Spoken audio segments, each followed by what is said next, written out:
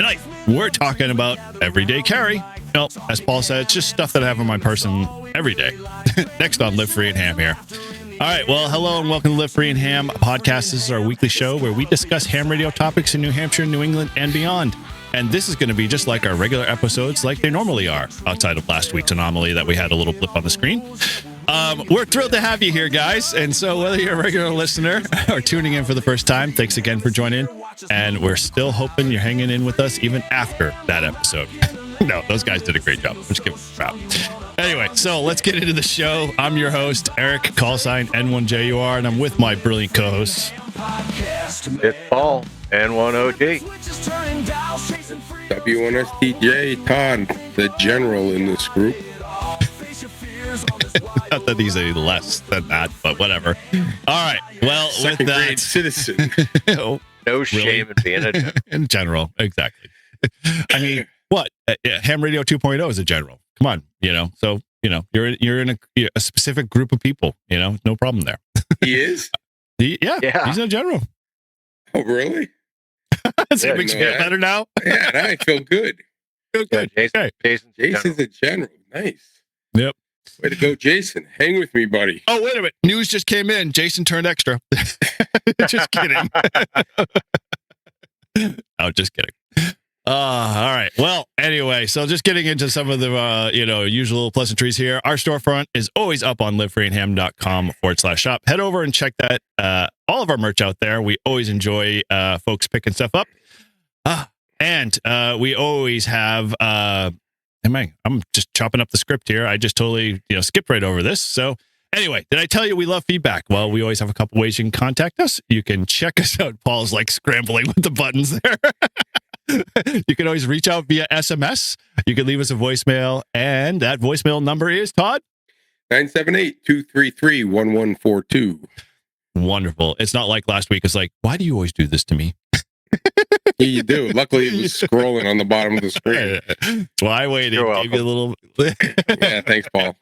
And so every month we have a live stream. And so if you're listening to this episode, more than likely the live stream is going to be coming up soon. So make sure you just keep your eyes peeled for that and head on over to our YouTube channel if you haven't already subscribed. Make sure you ring that bell so you get notified when we go live.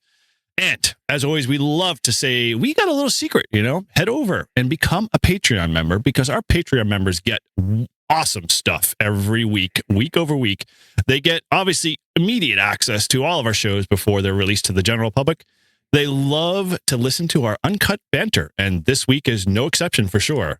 And so with that, head on over, and you can always check out all of our discounts to the early merch, meetups, and we will be doing a members-only live stream. So keep an eye out for that if you are a Patreon member.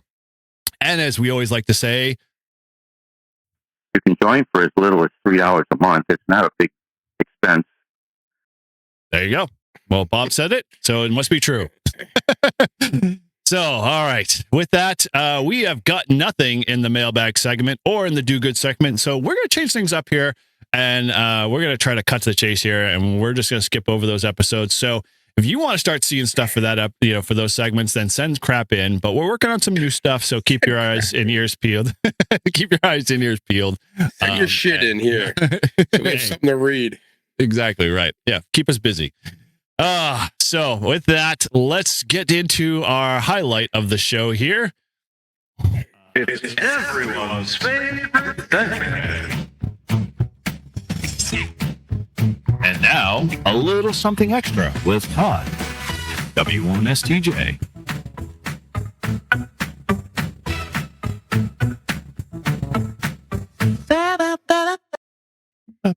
All right. Well, you've heard it here. This is where we help Todd, our general, get his study for his extra class license, I should say. Each episode, we pick 3 questions. If you haven't figured that out already and you've been with us for a long time, just follow along. You'll eventually pick it up here.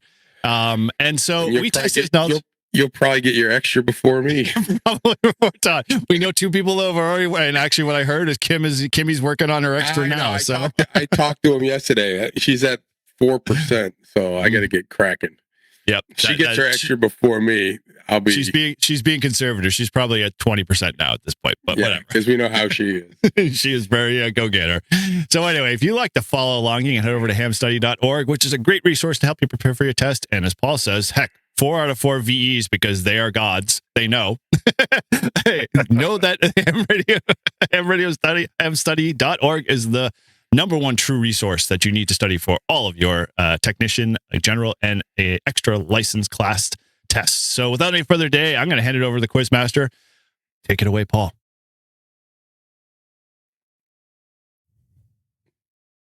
Target. Oh. Elon, get you? Yeah. Well, no, it was a big gust of wind. The whole trailer was rocking for a moment there. This trailer's a rocking. Paul ain't doing the VE test. Moving along. All right, Todd. Question number 1 for this evening. What should be done to continue a long distance contact when the MUF for that path decreases due to darkness? Should you A, change to an antenna with greater beam width? B, change to an antenna with a higher takeoff angle? C, change to a higher frequency HF band? Or D, change to a lower frequency HF band?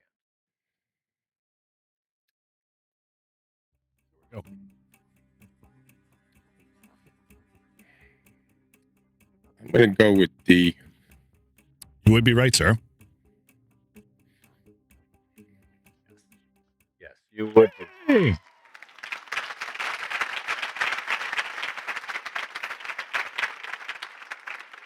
Already better than last week. 1 for 1. So for those that don't know, MUF stands for maximum usable frequency and is affected by various atmospheric parameters, including the day and night cycle. Even higher frequency above the maximum usable frequency, and even So, too quick with the buttons there. This is an emergency alert. Emergency alert. Butting in. Jason just got his extra. all right, an even higher frequency above the maximum usable frequency would thus have even worse performance, and changing the antenna's parameters wouldn't help, as it has nothing to do with propagation. Thus, the best solution is to switch to a lower frequency. All right, here we go. There we go. Question number 2. Which trigger mode is most effective when using an oscilloscope to measure a linear power supply's output ripple? Is it A, edge, B, single shot, C, line, or D, level?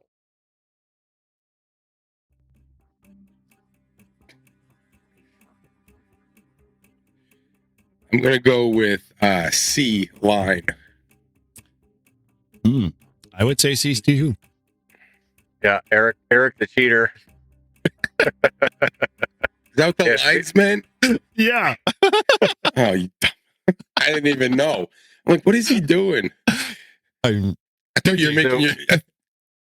We've had this one before, but for those that have not caught an earlier episode with this question, a line trigger is useful when measuring power supplies, inverters, and rotating machinery that are line frequency dependent. So, test hint: measure a linear power supply's output ripple.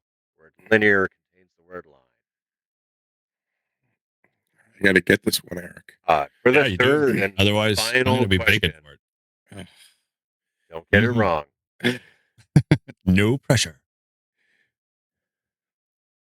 Gonna read it. Oh, Uncle Elon killed him. The wind. What? You were You're frozen. I didn't even Elon. hear it. Oh, okay. Question number 3, Todd. It was such a great question. What what happens when the level of a comparator's input signal crosses the threshold voltage? Is it A, the feedback loop becomes unstable? B, the reference level appears at the output? C, the IC input can be damaged. Or D, the comparator changes its output state. Ooh, I like how they use comparator in the question as the answer. Oh man, I always get this one wrong. I'm gonna go with D. Level of comparator inputs crosses the threshold. I think it was C, although I feel like I was A. It's not A. It's definitely not A. It's All right, definitely well, I'm not going A. with C. I'm going to go with C then. Well, all right. Todd said D. Wow, nice is job. Great job. No a song comparator tonight. does a greater than, less than test on two voltages, one of which is often a fixed voltage reference. When the input signal crosses over the threshold, the output goes high. When it crosses below the threshold, the output goes low. Thus, the comparator changes its output. Uncle Elon is not happy. Elon loves it It's tonight. the wind. That disc must be moving. There we go. Get back. Makes you look like an ass is what he does. Bravo. Nice. Uncle Elon. Okay, Damn last him. week I was 0 for 3. This week I'm 3 for 3. So Batting 1,000. Nice job. no, I'm batting 500. Okay, Last 2 500. weeks. Yeah. You're going to count last week. Hey, I wasn't there, so I'm saying you're batting 1,000. So take it. All right. Well, without any further delay, actually, I already said that one. So without your journey to studying your technician general extra class license, hamstudy.org is an awesome resource for getting your ticket. And Paul, do we have any latest updates, either coming in from email or anything like that, with anybody upgraded at all? Damn, Paul? Elon. Paul, Dude, anyone? he just zapped him up to the satellite. He's gone. Oh, he's Look back. at Dirty Harry just then. So, Do I need to repeat the hold on. question? I posted it in the Discord one. Oh. I Oh, apologize. our Discord? Okay. Congratulations to Lisa Boucher. Kilo Charlie 1 Whiskey Romeo Bravo just got issued her technician license. Probably Boucher. Boucher. Bobby Boucher. Boucher. Lisa, let us know. Is it Boucher or Boucher? I'm voting on Boucher. But go ahead. All right. Well, as always, we appreciate everybody and Lisa too as well for congratulating you for getting your technician license there. And so, as always, if you've gotten your upgrade or maybe you just got your technician first time, you can always email us at livefreeandham@gmail.com, or you can send a win link, or you can hit us on Discord and let us know. And we'll make sure that we will mention you at our next episode, because we want to celebrate with you and have some fun. And, give you the credit for all the hard work you did to put in to get your, upgrade or your first license. So, all right. So with that, we're going to dive full horse into how's our ham radio week. Paul, how's your ham radio week going, Mud? Well, so let's see. I didn't really do any ham radio this week. Okay. All right. Thanks for playing. Well, this one's the really shortest episode on the planet. Sorry for those folks that are looking for that 4-hour episode. We are not it today. Maybe. I don't know. We haven't gotten to our actual topic tonight, so hey, it could go quite a while, I'm sure. All right. Well, Todd, over to you, my friend. How was your ham radio week, if you had one? Yeah, it wasn't very active. A couple of chats on the repeater. And I did, though, clean out my shack and got all my ham radio stuff down in the basement on a shelf, on 3 shelves that's labeled ham radio. So now I don't have it walking around my shack. So it's cleaned up a little bit. Right, so that was shack room. Yep. Yeah. So it's, it was just stuff that, I need to get to, but I don't need it every day. And it's just piling up on the floor. So, yeah, did that. And that's about it. I just haven't had time to get out there. I'm hoping this week's going to be super busy, but next week or the following week, it should be calmed down a little bit. Beginning of the month, I'll have some time to work on some POTA activations like the rail trail. Thank God we don't have like a chief summarizer in chief as they go through all of our episodes and summarize how many times Todd says he has more time next week. Because I feel for you, buddy. I feel for you. I may not, because this freaking rain is just killing me. I went out and activated in the rain. You tell me. No, it's not the activating in the rain. It's the other things that get rescheduled because of rain. Yeah, I'm not going to say because I don't want to. Yes. You don't want to hear Tales from the Diamond? All right, screw it. Listen, the Black Flies, shout out to them. U12, they won. What I say, 26-4 today? 26-4. Drove 2 hours up to Maine, and sorry, we had 5 home runs. We had one kid hit 3 home runs, one of them a grand slam, and another kid hit his first home run, which was a grand slam. And we did this all in 4 innings. So you want to talk about an ass kicking? That's an ass kicking. That's how you deliver one. Yeah. Signed, sealed, and delivered. Yeah. The kids did awesome. They were having a lot of fun, of course. And the other team wasn't so much, but good for them. Cool. It was worth. Welcome to another Tales of the Diamond by Todd TJ. If it was the other way, around, I wouldn't be happy because it was 5 hours of driving today. That's a lot of driving to get in the rain for one game. Yeah, I know. So, I've been in those days, and those days suck. those are the dark days. It's all good. So we got a game Tuesday, and then a doubleheader Saturday, a doubleheader Sunday, all home. Well, Tuesday's game is Londonderry, so it's local. There you go. Cool. So Eric, go ahead. Let everyone know that you got more on the rail trail. I saw your stupid ham diary. It's kind of like he's just like digging it into me. Like, that was my ultimate goal, my friend. Sorry, I just had to give you a good ribbing. You know what's going to happen is I'm going to go up to 999. Dude, I am trying to push you there. I am literally just like short of like driving out there and pretending or masquerading as W1STJ on an activation. Yeah. So as Todd alluded to, I got bored, I think, or I wouldn't say got bored. I got tired of work and life and was like, screw this. I'm going to head over to the rail trail and activate. And, it was actually one of the days last week, which was the typical New England Boston type days where it's 70 degrees and the windows are rolled down and you're having your donkeys, but then the weekends suck and it's rain all weekend. I got there a chance to activate on, was it Monday or Tuesday? And I made a quick video of it. But at the same time, the bands I knew were going to be crap. It was kind of like, as Paul said, the sun was angry and there's not much you could do with that. And you just kind of have to roll with it. I think I actually made interesting. My first contact and actually was in Ham Diaries. I don't know if you caught that. That was with AC1RH. Why am I forgetting his name? Keith. Oh my gosh. Yeah, Keith. Yeah, he was activating in New Hampshire too. He was just north of me. And so he was like, it was all envis. It was crazy. I was just like, dude, so like he had a big pile up and I texted him. I'm like, dude, I'm doing park to park to you. And then all of a sudden he's like, oh, hey, cool. I got you on park to park. And then so we exchanged pleasantries and had fun with it. And, it was good. But yeah, the bands were just, 20 meters was really tough. I couldn't, 10 was dead. 17, 15, I was just like calling and nobody responded. And so I just figured, okay.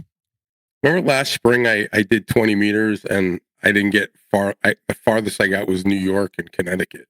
Everything was local in 20 meters. Yeah. Like it was like, you normally don't get those in 20 meters. I was like, what the hell's going on here? Yeah. Well, I mean, it sucked to be honest, but how many did you another get? 12. I had to get at least 10 to activate, and I ended up getting a 2 for random. So how many do I have to do now to get tied up with you? Oh, good question. I didn't actually look. Like 130. Let's pull up the old POTA.app page there. Type here. What's going to happen is everyone's going to be talking about how great the bands are one day, and I'm calling out sick. I can't log in on this page, but yeah, I think it's like I'll be at the rail trail 9:12 or something like that. Yeah, you got a bit to go, but no big deal. I'm just gonna do a little here, a little there because the bands just suck, and I'm only gonna be able to get like 10 or 12 here, and then I'll stop at a period and let you catch up. Because what you got probably like at least 107 from one day, right? Yeah, if I take the day off, I'll just sit there all day. You've Nothing heard it better here, to do. folks. And I can go fishing. Yeah, If the bands good. suck, I just set it up right by the pond. I'll sit there and call CQ and fish at the same time. Yeah. Oh, I damn. keep forgetting to bring my freaking antenna. What? Eric, You looked it up? 921. Mm-hmm. Todd's got 807. Dude, you better stop. I will. Don't worry. I'm not going to cross over the line. Don't. We are going to go hand in hand over into 1,000 together. This will be us walking off into the sunset, holding hands for going with our 1,000 kilo for rail trail. I mean, so Todd's at 23 activations and you're at 24. So if Todd does one more activation to get caught up, then you That'd be nice. activate together to finish it off. It's possible. Although the angry sun, it may not happen that way, but we might have to do that in several sessions because I don't think I have the time to sit for 4 hours trying to get 20 or 30 contacts. Yeah, it was tough, but yeah, and I did it on my ATAS, and so that was just a compromised antenna. The one thing I wish I brought was my woofer recoil in a loaded vertical, setup because I haven't tested my bumper mount yet. Outside of the one video I did. Oh, there we go. Yeah, those are watching who are on the podcast only audio version. Paul is showing us the stats there, and it's neck and neck, man. Nice. Who's the next closest person is WC, or was it W? I can't read that call. No, it's Whiskey 2, November Romeo. With only like 500. 510. So got a little while to go. Cool. Well, outside of that, the only other thing I did this week, which was pretty fun to do, we did as our club a outreach, kind of community outreach. A youth group at a local church had reached out to, or one of the pastors, a ham radio operator, reached out to us and said, "Hey, would you come and teach all the youth about ham radio?" And we're like, "Heck yeah!" And so it was myself, Ralph, and Tim and Kimmy, and we all set up, and literally we had probably 20 people there, including a couple adults, probably like 12 kids or the teenagers, and all of them loved to get on the freaking radio. I mean, it was great to see all of these youth, grabbing the radio, having a conversation, and not being shy. I mean, a lot of the boys were just like, "Hey, I don't know who they were talking to. I think they were talking to Anthony at one time because he was on." The N1IMO, N1IMO repeater system. And, they were having conversations back and forth, and a few parents did. And I got a chance to talk to a couple other guys about POTA and SOTA. And it was fun. And, all the girls, I mean, even some of the guys all learned their name in CW, learned Morse code to do their name in CW. So it was a good event, lasted about 3 hours, and then headed on home and, spent the rest of the day indoors because the rain sucked. But that was what my weekend was. Be ready for lots of soda come June and July. Yeah, dude. I trust me, I am amping up my hiking legs and working a couple of the back trails as much as I can. So he's walking up and down from the first floor to the basement. Floor, the second floor, first floor, basement, up, down. That's his soda. He goes up to his bedroom and throws a wire out the window. Up, I'm out of soda. I'm up at 300 feet here, according to my watch. So, yeah, no, I'm definitely trying to do a couple of back trails, and I've been just doing, a couple of hours here and there just to get my legs back under me, and, looking forward to doing the 4,000s once you finally get back this way. Well, we'll have to figure out too, radios and antennas, because I think it's great to bring 2 radios and 2 antennas and 2 batteries. Like, we could minimize our gear. Yeah, there's not a really need to do N+1 with that case, especially if we tested before. The DX10. Yeah, only if we're gluttons for punishment. Just build a thing for Watson to carry it. He'll carry it. Put it on on a sled or something. He'll just drag it up those mountains. All right. Well, anyway, I got to go through some of my crap here. So, outside of that, we got an interesting topic tonight. We alluded to it a couple episodes before, last week's episode. Actually, no, even last week's episode, Paul mentioned it too as well. So appreciate, let folks remember that. So we're going to talk EDC tonight. And so, Paul, as we all know, is our, guy who has literally everything and anything for every situation possible under the sun, almost, I would say. Probably like he's 99.99. I think what is like 669s or like whatever is like almost 100. But he's going to take the reins over tonight, and he's going to talk a little EDC. I've got some EDC stuff that I'm been acquiring, as he mentioned in the last episode. I'm feverishly running out and buying on Amazon everywhere and anywhere. So yes, I have been doing that actual thing, and so I've got a couple of things to add to that list, but I'm sure he's got way more. So I'm going to kind of give up the reins here and give it up so willingly. Go ahead, Mr. EDC master. Boom. Well, so I got to say, all right. So first off, I think the primary tenet of anything EDC related is you carry it because it's useful, not Yep. because you carry it just to carry it. Right. So the things that I carry may not be useful to everyone. The things that other people carry may not be useful to me. So kind of keep that in mind. And I guess here we'll switch to the workbench. Ooh, it's fancy. So now you can take a look at this is my pocket dump. All right. So in my right pocket, I always keep this is the Kershaw Oso. It's a Ooh. spring assisted knife. Very nice. 3-inch blade or 4? So let's see, it's a 3-inch blade. Okay, nice. It's nice and thin, and it's real lightweight. I beat the hell out of this knife, and I just keep sharpening it. It's great. Mm-hmm. Means of fire is always important. This is a Clipper Mini. No Zippo guy? You're not a Zippo guy? Well, so hear me out. So I used to carry a Zippo every day, all day, Okay. every day. I was all Zippo. And then I found these. And so this is a refillable, reflintable butane lighter. So, and it's really small. Um, for example, here's a full size Bic for comparison. Oh yeah. All right. Okay, so it's really small, but when the flint dies, you pull it out and you can change the flint. When the fluid runs out, you can refill the fluid in the bottom. So I fell in love with these lighters. I highly recommend them.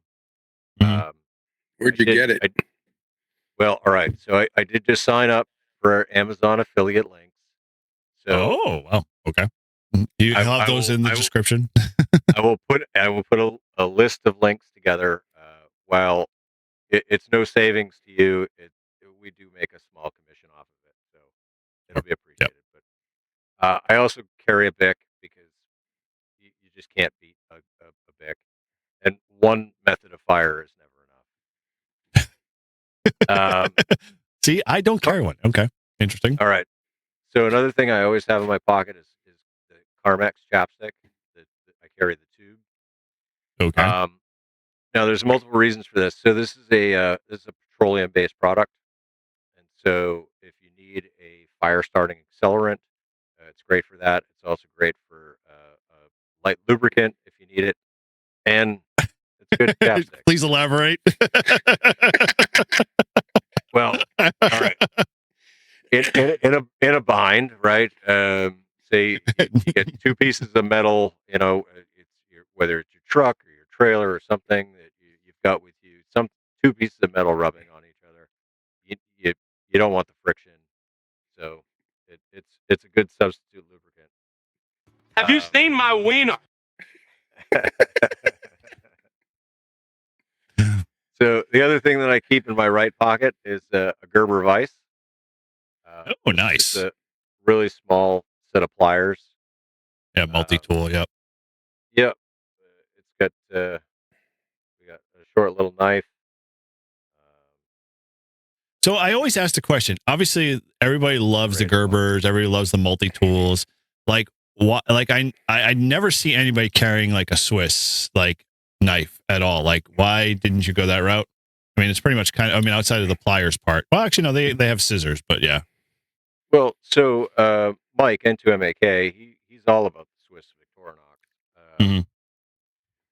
Honestly, I got this years ago in kind of like a tack pack battle box kind of subscription service. It was called Crate Club, Mhm.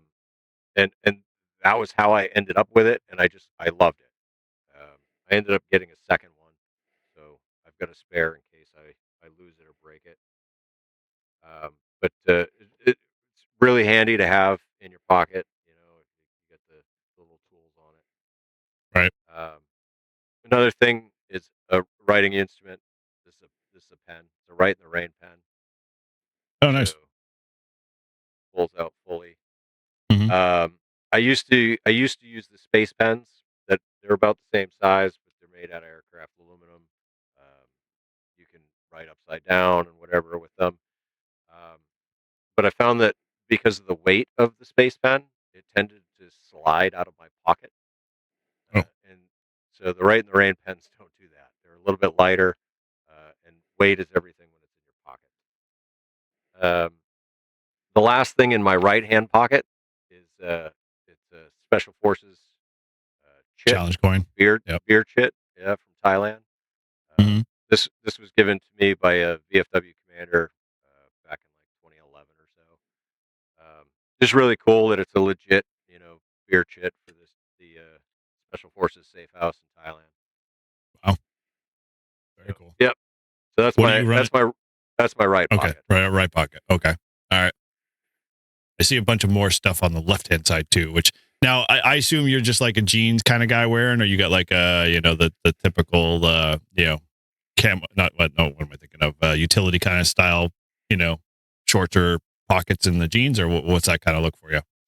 So I'll actually say my absolute favorite pair of pants are the Rafter. Wrangler Rugged Yeah. pants. So they're a carpenter pant, but they got lots of pockets and Mhm. they're real durable canvas material.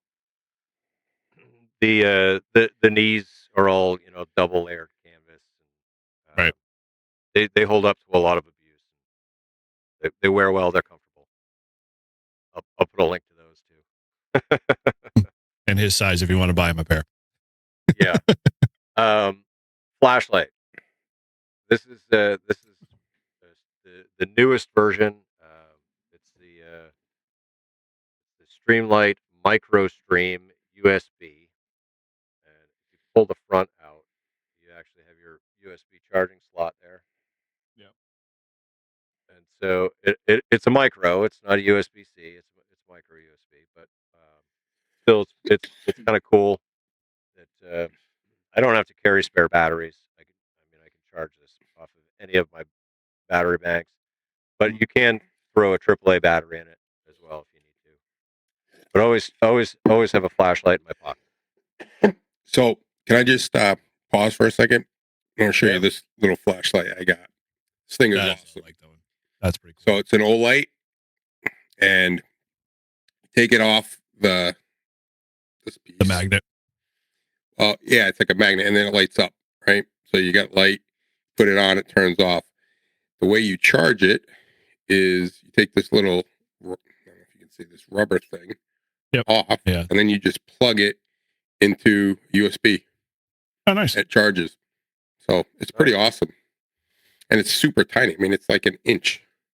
Yeah, that's wicked small. Yeah. Yeah, it's great for the pocket. Wallet. You I run carry in the Ridge. any is it just okay. Got it. Yeah. It's the Ridge. It's RFID protecting. I mean, as you can Right. see, it's full of dents, and I mean, it's been beat. Been beat. I've had this wallet for years. Um, well worth the money. So I transitioned from billfold, right? We all carry billfolds to a pocket wallet, probably about 10 years ago. Yep. And I love it because it saved my back. Like I have a lot of lower back problems.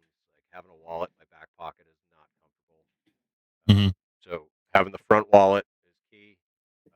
Plus, it's a little bit harder for somebody to steal your wallet if it's in your front pocket. That is true.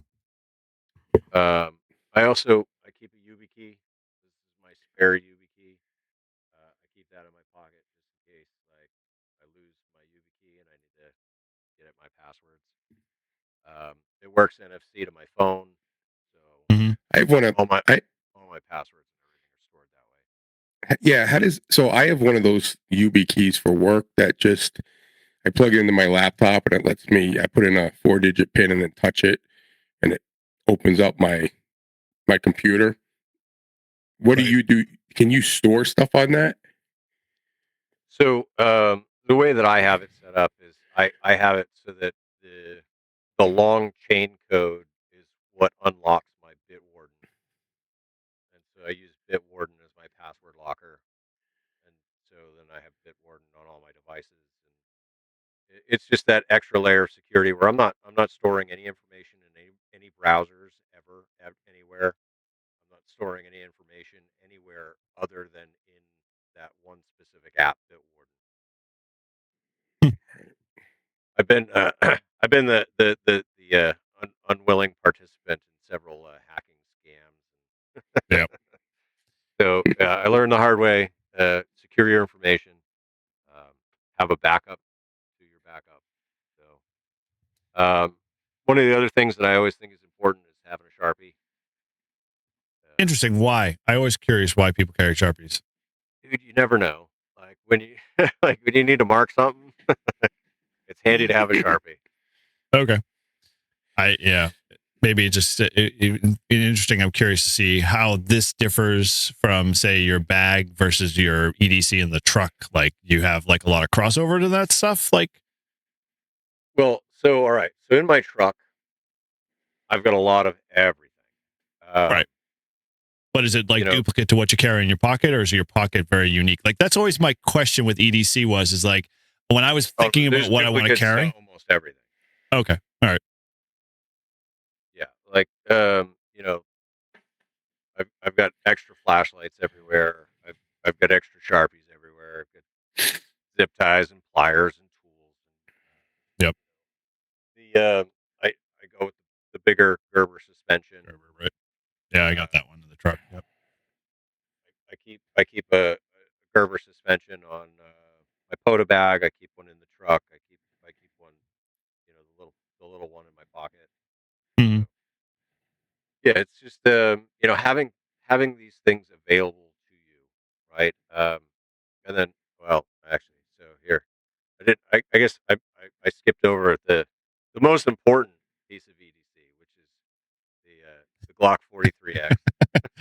In most states, you mean?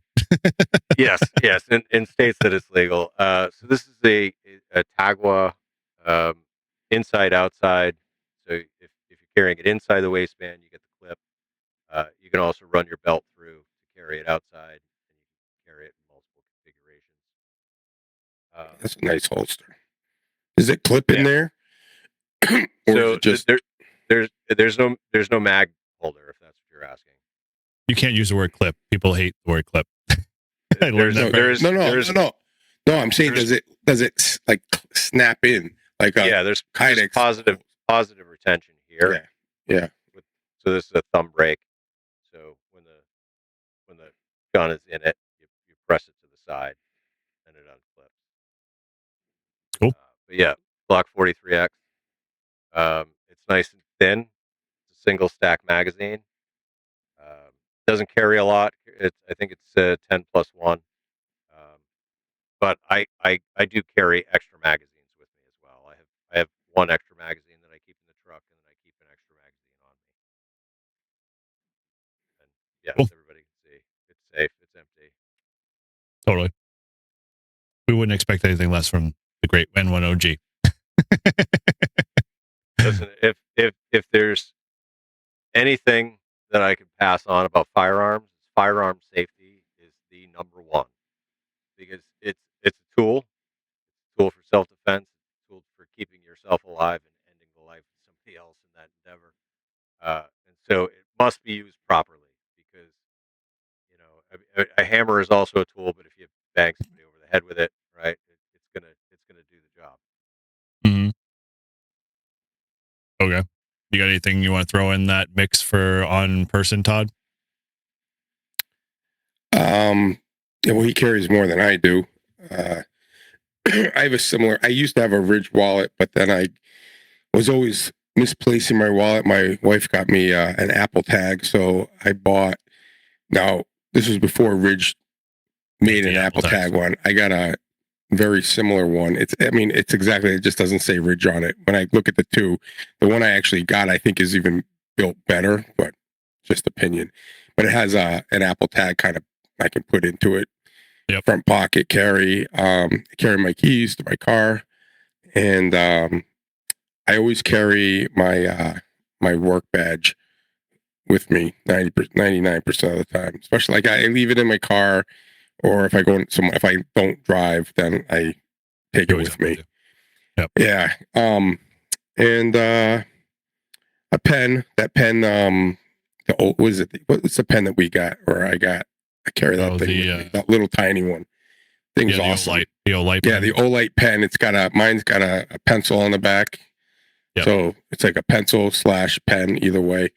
Yeah, and I throw that in there too. And then my little flashlight that I showed. That's typically what I have. Now in my car, I have like a pouch that has more detailed stuff. We'll get into the cars in a second because we've got some different stuff there. But that's just my pockets.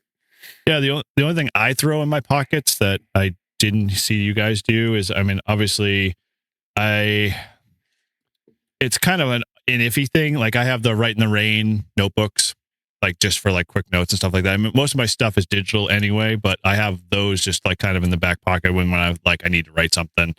And then the only other thing is I picked up these black. They come in multiple colors. They're like the neoprene kind of detail rags, but they're not. Like they're more like a typical like scarf or not scarf's the wrong word.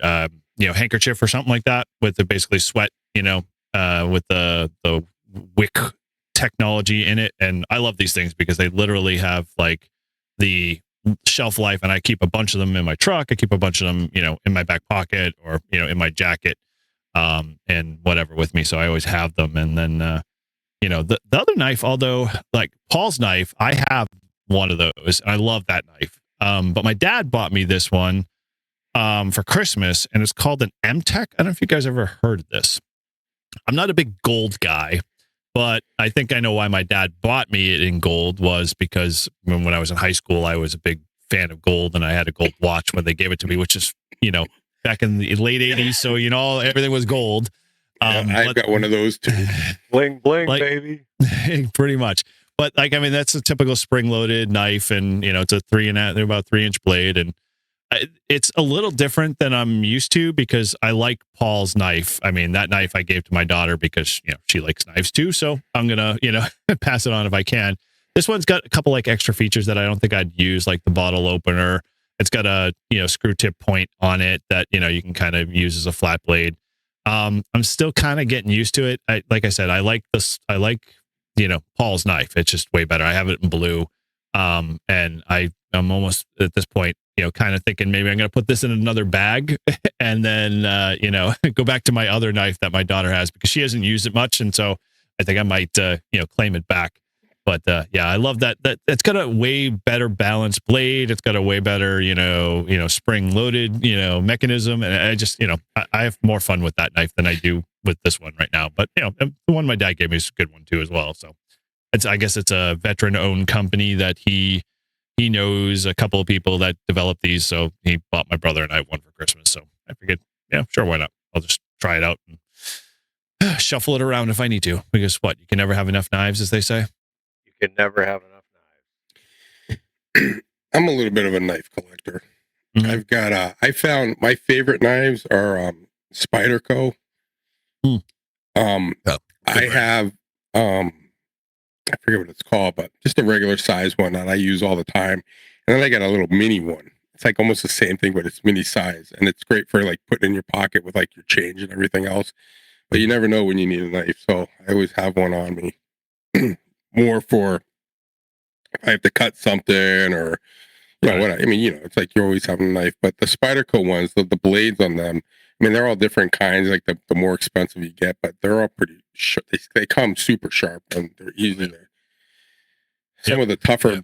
I was going to ask you, Paul, what do you use for a knife sharpener when you say you keep sharpening? You just use a stone, or do you use anything? No, I use a stone. Just with the oil. Just a wet stone. Spit on it. Yeah, dude. I used to do that when I was younger. I had the time. I know, right? When you're like a Boy Scout, think about right? my life. Like, I was. And that's how I sharpen my knives all the time. Mm-hmm. Well, so hear me out, right? So if I'm going to watch a 15-minute YouTube video, right? It's the perfect time. Sit there, you grab your stone, and you just. Now I have this vivid image in my head every time Paul's watching YouTube. It's like, aren't you supposed to use a little bit of oil on that? Not always. You can just water, use spit. Doesn't matter. Yeah, you don't want to use spit, but yeah. Trust me, I see chewing tobacco. Gross. Well, you're not going to hawk a loogie on your stone. But trust me, in Boy Scouts, I tell you how many kids that I was like, hey, we're sharpening our knives, and like, watch this. And they're like, oh, dude, you're going to gum up your nut. Oh, it was gross. It's like, I'm not touching your stone. Just stay away from me. Have you seen those, like the roller stones now that they have? It's like a whole thing. Like it's supposed to be like precise and you can't screw it up. So that's a really old technology, and it doesn't work very well. Mm-hmm. Yeah. My in-laws they have a roller sharpener from like 1912, and it still works. Yeah. Now, really not much to them. Yeah. Now, what about those little portable ones where you kind of slide the knives through, like you can have junk, right? Listen. So hear me out, okay? If you're just looking to put a fresh edge on it and it's not damaged in any way, those are fine, right? Yep. You clean up your edge, you put a fresh edge on it, that's fine. But if you've got any damage to your edge at all, like those, you're just going to damage the freaking little sharpener thing. Yeah. Yeah, just going to gouge the blade at that point and just mess things up totally. So yeah, not worth it at all. Well, if you ever go like on Amazon, look for knife sharpeners. There's like 1,000 different ones, different brands there, and you're like, yeah. But some of those little tiny ones, or that you can just slide in. Like if you're, out in the woods or whatever, and you're hiking and your blade's dull and you need to sharpen up real quick. It's not a bad thing to have with you. Well, so I mean, dude, I've got small stones that I've gotten with fixed blade knives before. Yeah. Like I keep a couple of the small stones around. If you've got to sharpen your knife out in the field, like you went into the field with a dull knife. Yeah. You say that now until you go in one of your 4,000 and get stuck up there for a week. Well, and you find a good hard rock. And just at that point, granite's pretty good in most cases if you can find it soft enough that it's not jagged. Yeah, and we have enough freaking granite around here. Yep. We got plenty of rivers where you can go get a good river stone. And, So I got a question. I mean, one of the things I'm struggling with EDC is that obviously I see all these guys, they have all their pocket gear and then they jump to this bag configuration.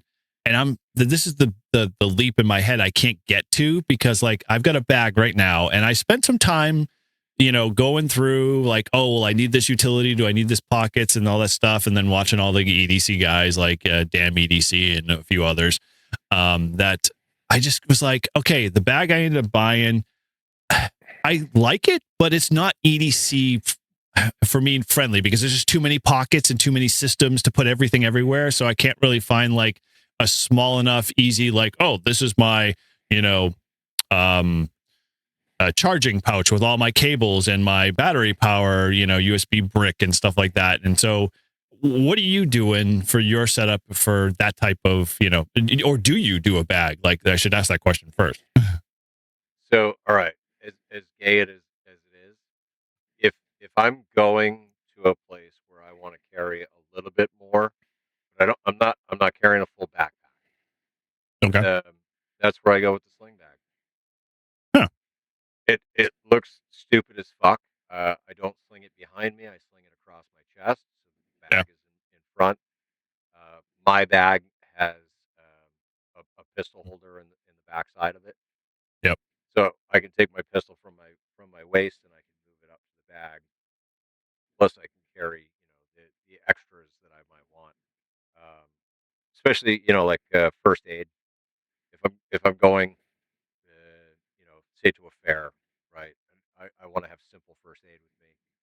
I'm talking really simple, like just band-aids, small Okay. stuff. I was going to ask that question next in the first aid stuff because everybody's got a weird spin on all that. Like they're thinking tourniquets, and I'm like, dude, I am not bringing it. I'm sorry. I just like the whole tourniquet kit. That's just too much for me. Well, all right. So, I know you have one, so I don't we can touch on first aid in a second. But I think it's important to have a kit that it's small and it's compact, right? And so that's what's going to be in that sling bag. And so let's very 1 second. I understand the word small and compact, but what is that like dimension wise for you? Like when you say sling bag, like I have a sling bag that's like I can't remember who makes it. Todd's got it too as well. It's a nice sling bag, but who's that? Oakley makes it, and it's the one with the two flaps on the side and the center where we used to put the 891s in. That bag's nice, and that's a sling bag, but that's way bigger than mine. Okay. So then you're talking even smaller. So like 12 inches by 6 inches. Like what? You got a rough idea? No, I'm talking like a fanny pack, standard sandwich bag, like a Ziploc sandwich bag. Okay. And the only thing that you put in there is you put bandages, you put some Neosporin, some kind of antiseptic cream, and alcohol wipes, and maybe a roll of gauze, or some gauze pads, and some tape. But very minimal, very minimal. So then this is like totally, in your mind, way too big. All right. So, yeah, okay. Paul's holding up a larger bag than the bag that I'm holding up with his name and the first aid symbol on. This is actually T.O. just did a video recently on these bags. Right. Okay. I remember it. So I've got two of these that are first aid kits, and we can go into what's in that in a second. But yeah, I think there's a big difference between having a first aid kit available to you, like that one, versus just having some basics. And if you're going to carry a sling bag, or a fanny pouch, or whatever it is that is giving you a little bit extra carry, I would highly recommend just taking a little sandwich baggie, putting a first aid kit in it, simple stuff. That way, you cut yourself. I don't know, maybe you got some super glue in there too, right? Right. Everybody's super glue. Everybody should have super glue in every first aid kit that they have. Totally. All right, you want to look at the first aid kit? So, okay. So in your first aid kit, I assume that is like a full blown, like everything to the tourniquet level, like stuff too as well, right? As he's clearing his deck here, folks, just give a little commentator here. You, he's clears his Ben's first aid. So, this kit is like my standard kit, and so I keep a kit just like this in the truck. I keep a kit just like this in the RV, and then I have another kit just like this for when I go ATVing or ice fishing or anything. And it's 1 for everything, matched to the complete. Everything is matched. Yep. Okay. All right. So when you open it up, the first thing here is I've got some Tylenol cold and sinus medicine, because there's nothing worse than being out in the middle of nowhere, getting a cold, and not having some cold medicine.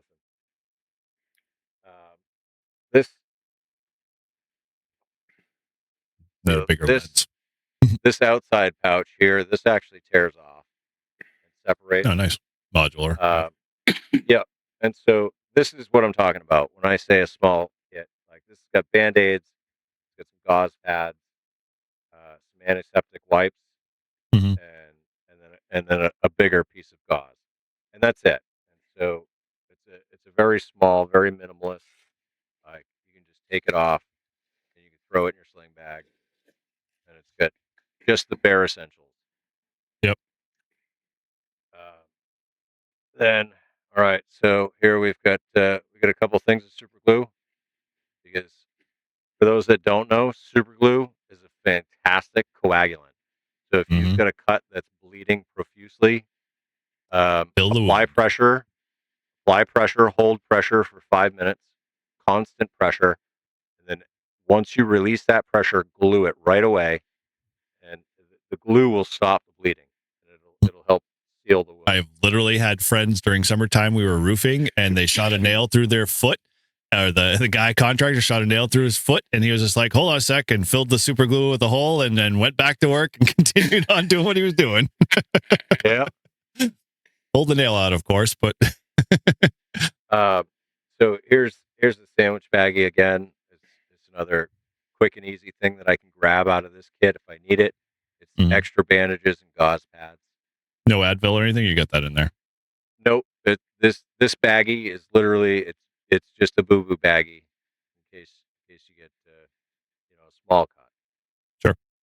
And we've got the tape. Tape. Yep. And here we've got all our alcohol prep wipes. This is an add-on that I put in this kit. This isn't in every kit that I have, but this is Narcan. Okay. Wow. So if dude, we're all set, Todd. yeah, so if I'm going weekend. if I'm going ATVing or if I'm going out in the wild or whatever, my outdoors kits have Narcan, because you never know. Sometimes you run into somebody that was doing some fun outdoor activities and decided to get high while they were doing it. Mm-hmm. Here we've got an airway tube. Airway blockages happen. In here is the lubricating jelly for the airway tube. Feeling adequate yet, Todd? Because I do. Yeah, I don't have all that crap. So there's rubber gloves in case you need rubber gloves. This is just some more gauze, bandages and things. And in here I've got numerous different suture kits, right? Depending on how flavor and color. Different needle sizes, different materials. I'd like the cherry flavor, please. Polypropylene. Dude, so I gotta stop you here for a second. Wait, did you buy all this stuff separately, or did you get a kit? All right, so I bought this as a kit because this is a really good kit, and I'll link this kit, but I added to this kit because it's a fantastic foundation, but there was other things that I wanted. And so I guess the question to me is, what did you add to that? Because there's a lot of crap that you're just kind of going through. So like, what other, like, did you go beyond like the suture stitching side of things, or was it more the added Narcan piece, or what? Yeah. So things that are added, right, is all of the suture kit is added. The Narcan's added. The super glue, the boo boo baggie, those are add-ons. In this baggie, the bandages are add-ons. Yeah, I love that netting piece. Yeah. Obviously, the cold medicine is an add-on. I always replace the trauma shears that come in the kit. I really like these because of the carabiner clip. Oh, that's cool. So I can clip these on me if I don't have a place to put them. Mm-hmm.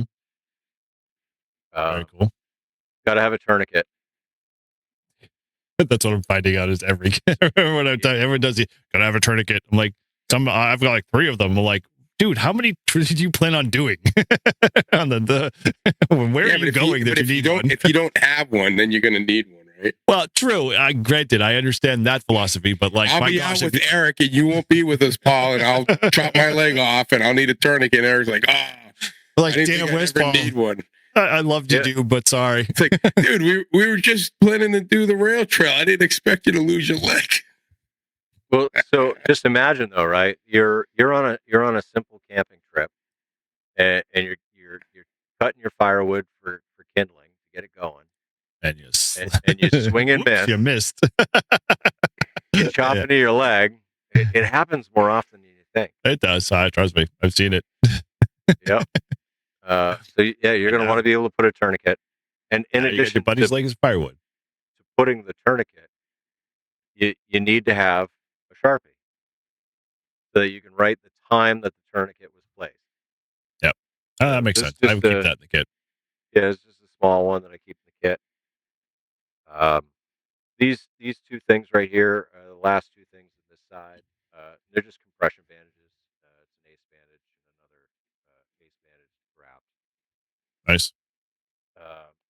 And then here and the other side, this is a bag that I actually scavenged from a different first aid kit, but this is all ointments, so it's bee sting and alcohol prep and insect repellent, burn cream. It's just a nice handy set of stuff to have. Yeah. Cool. Wow. Then you get the chest seal in case somebody gets shot. Nice. Dude, I am hanging out with Paul. I know. See, that's why I told you. That's Paul's you not wanna, leaving our side. I don't care how we look at this. I don't need insurance. For everything. I got This Paul. is all in his. This is in his every first aid kit he has. Yeah, This is only his first aid kit. You got to have an abdominal pad. It's just a big pad, for larger wounds. You got to have an emergency thermal blanket. I bought a box of these, so I've got like 2, 3, 4 everywhere hidden around. Those are the space style ones, the ones that are like effective. Just the foil blanket. Yep. You better get some of those, Eric, for your 4,000. I've got a bunch of those. Cold. It can get cold. I highly suggest carrying a bottle of Neosporin. Can't miss that. Right. Yep. This is the maximum strength plus pain relief, so it's got a little bit. The Paul version. It wouldn't be any less.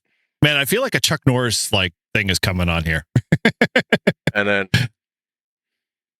for anything out in the woods, you got all that comes in that kit.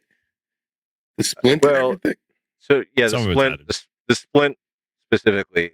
So the reason why I got this specific kit was because it had the ventilation tube for in case your airways obstructed.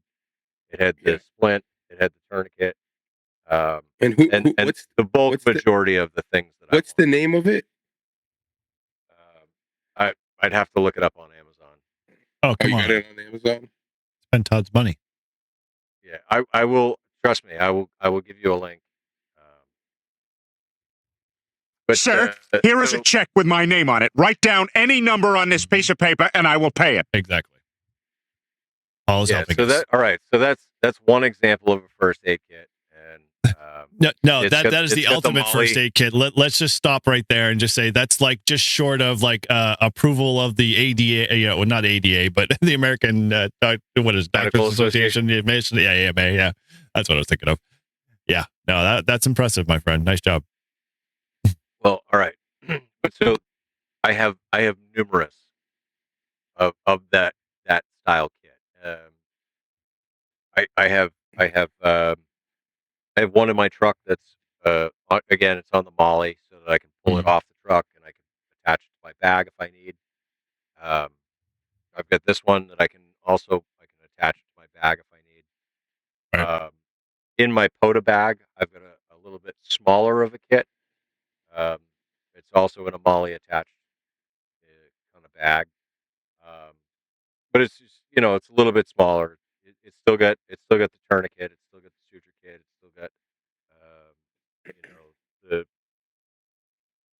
gauze and Neosporin and all of the other stuff.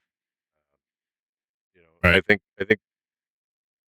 I've got a kit in my truck that's also got a medical stapler in it. So in case you need to be stapled. case. He's got it. Yeah, you never know. When you're in the And military, were you a everything's medic? a quick plot. No, I was just a ground pounder. I was infantry. But the great thing about infantry, right, is you're an independent person. You're a rifle and a rucksack, and you've got everything you need to take care of yourself and the guy next to you. Mm-hmm. So that's kind of like that's how Where I you got prepare it for from. everything, right? Not only am I taking care of myself, but I'm also taking care of the guy next to me. Sorry, Todd. If I'm the first in line, he ain't got anything for you. Just kidding. But I mean, like, so anybody that's gone to any of the field days that I've been a station captain at, like, I always bring a first aid kit for every station. Mhm. And every first aid kit, like, is set up almost identical. They've all got the same stuff in it. It just might be a little bit differently laid out. Yeah, been helpful for sure. All right. Wow. Okay, so I'm afraid, I shouldn't say I'm afraid. I'm super excited to see where we kind of go with this next, because like one of the things that I see a lot of EDC guys doing in a lot of their channels is they do a lot of like, we'll say like the PC side of stuff. So like electronic gadgets. So like, battery banks, power cables, that type of stuff. How are you are you separating that out through all of your kind of areas? Or are you just doing one bag kind of that, kind of configuration for that? What's that kind of look like for you? So I also have that stuff all spread out as well. Mhm. Like my POTA bag has a couple different battery banks in it. Um, I grab a battery bank that I move around with me. It's this energy 20,000 or energy cube. okay. This guy, this will The travel beast, around yeah. with me. Yeah. Yep. So depending on where I'm at, this just I throw it in a bag. Mhm. It's obviously it's too big to carry on your person, but the little God, what's the name of those ones? The ones that I told you to buy. And It starts you, with a U. NU or something. Yeah. Anyway, they're super that thing, small little battery that thing bags. is awesome. Now I bought the 100-watt one, so it's a little thicker. And my brother was giving me crap when I was out in California. I'm like, dude, this thing is great. Like I can charge like 5 things at once with this one little thing. I use that a lot when I travel, because if you're stuck in airports and stuff, everyone's always hogging the thing, so you have that one power bank. Yeah, I got this one, and basically it's a so same thing like this one. Yeah, in you. Yep. So has the USB-C, the 2 USB-As. Yep. Yours is a little smaller than mine. Mine's the 50,000, but Yes, and it's a beast. This is the 20. Yeah, I wish I went with the 20 because the 50's heavy. But I don't think I've ever had to like recharge this. I mean, it's still sitting at 82. Last time I powered up 3 other devices over the weekend, so it's got a lot of power to it. Yeah, and the thing is like I don't know. Anchor's great. They've got a great name. They've got great high prices. Go with their name. Yeah. They used to be the generic brand, right? Like the cheap brand. Yeah, now they're like for a long time. Now they're like super expensive. What he's got is the one I've got, except I got the one that's like 100 watts or something. Or I don't know. It's the bigger one. And the thing is awesome. I mean, it literally like it can charge my computer like from zero. Yeah. So like my this one laptop. can do that. So like this one, it's got a little display on it's just like that. It's got the thing. Yeah, exactly that. I like those with the display on it too, so you know exactly how. Yep. Some of the older ones had like little dots. I just like the way it tells you the percentage. Yeah, it's way better with the percentage. At least you know exactly what you got. Speaking of battery, so that battery that I bought for my POTA bag. Yeah. That little tiny one, dude, that thing is amazing. It only used like 10% of my POTA when I was out for like the whole hour and a half. And that was 12 amp hour or 10? 10. Cycling bat. Yeah, dude, that thing is amazing. And it's so light. And I was like, so I when I got home, I forgot to check, and when did I go to California? Like a month ago. So I was cleaning up and putting my POTA bag back together, and I checked the battery, and I was like, the thing was like at 84%. I'm like 84%. Like I used that thing for like 2 hours, and I was constantly calling CQ, and it's I was like, damn, and it's smaller and it's way better casing than the Bioenno. Like if you break this, like, well, it's a hard plastic, right? Yeah. Yeah. But like if you break it, like the battery's probably shot because you like probably put a bullet through it or something. So and it's awesome. So I love that thing. So I'm right there. I mean, and the price is you can't beat it. You look on Amazon, they go on sale and they drop tremendously. So I'll be buying some more of those bad boys. Yeah, you might want to soon, but yeah, before everything starts really going crazy. All right, so we covered a little bit of the first aid. We covered a little bit of what's in our pockets. Bags, we kind of sort of touched on. I mean, obviously, I know, Paul, you got a bag for very specific different purposes and its layout, and then the bags of the bag. So you have the bag-o bags, as we refer to. So anything in that, because I know we've touched upon some of that in the past, and I don't, obviously I don't want to, go through all of the mega details and all that, but you did an awesome job back then going through all of those details. What, anything in your bags that you prefer? Like, because you obviously have some big rucksack kind of style bags. What do you go with those because you're just comfortable with you, or No, I go with a bigger bag because I carry too much shit. Okay, got it. So Plain it's not a bad thing. So, because I mean, like, so I've gotten the radio station down to a very minimalist setup where, like, I've got the radio, I've got a 12 amp hour battery, um, the red bag with my power stuff, the blue bag with my Bluetooth keyboard, the things that I don't necessarily need, Right. but I want, right? So the blue bag is an optional bag. And so, yeah, so all of that, like, doesn't take up a ton of space. Even my little tablet for logging. Mhm.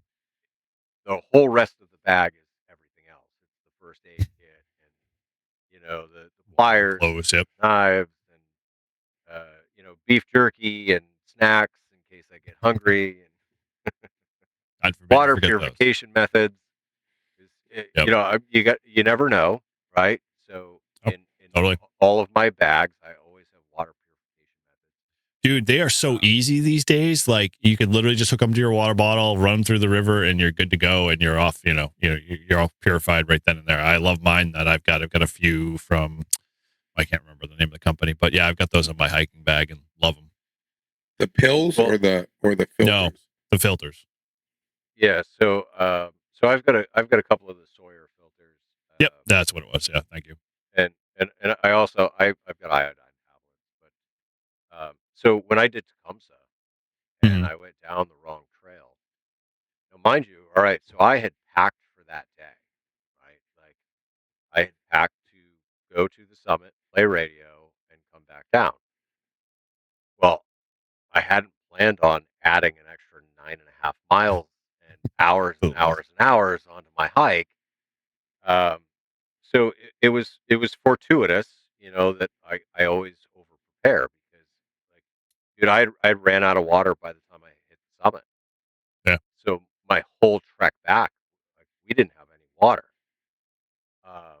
So it just happened to be, like, of course, you're on a mountainside. There's going to be a stream. The first stream that we came across, I went. And I'm filling my water, and I'm filling like, Yeah. let's go. Yeah. So you never know. Like, shit happens, and if you don't have at a very basic means, right? You should have a whistle. You should have some type of a mirror. You should have fire starting and water purifying methods. Yep. I think if you go into the wilderness without those items, like, you are seriously setting yourself up for a failure. A bad time. Yeah, and it could be life threatening. Honestly, I mean, we can go 3 days without water. Yep. Right. But if you're drinking bad water, that's even worse for you because now you're going to be vomiting, and so then any good water that you're taking in is null and void. You're actually hurting yourself more. So yeah, 100%. Like, those, I think, are at the very bare minimum the things that you should always have with you. So, all right. question. So in terms of your EDC in your truck, because that's kind of one of the things that I'm evolving, and I think one of my first aid kits that I bought, as I mentioned earlier, this one's going in the truck just for the purposes of space and not having to carry it. And I love this bag that I got, which is a North Face bag, and it's got a lot of pockets, a lot of good space, usage and stuff like that. But I just, I struggle with it because like I carry around my tablet, I carry around my laptop, I carry around the charging and all the cables that go with it, just because those are the things I use on, what we'll call everyday kind of thing. And then, the other pieces that I fail on are just like, having a decent first aid kit. Like this is in the case right now and it's heavy. It's like not, it sits at the bottom of your bag and, you're just like, it just adds more to the weight of the bag, and not something I'm really interested in wanting to carry long term.